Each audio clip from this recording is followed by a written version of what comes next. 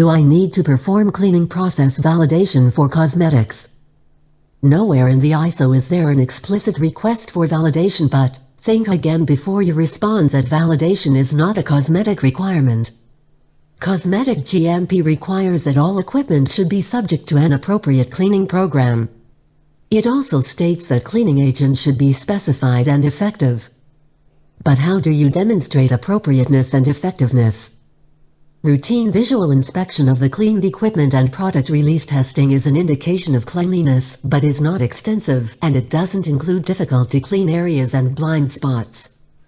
Residues may be left unnoticed and build up with time. Any hidden flaw of the cleaning process will sooner or later cause product failure and reveal the ineffectiveness of process and its control measures. Not to mention the harm on consumer satisfaction or even safety, brand reputation and cost.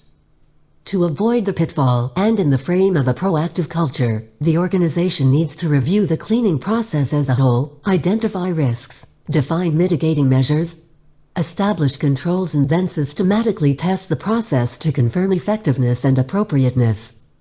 You may use different words to describe this, but what we're actually referring to is the quintessence of validation. It doesn't have to be a huge, painful study, and it must be smartly designed. Would you like to know more on how to design a smart cleaning validation study for cosmetics? Leave a comment below. We will prepare a video for you. Thank you for watching this video. If you liked it, please hit the like button and subscribe to our channel.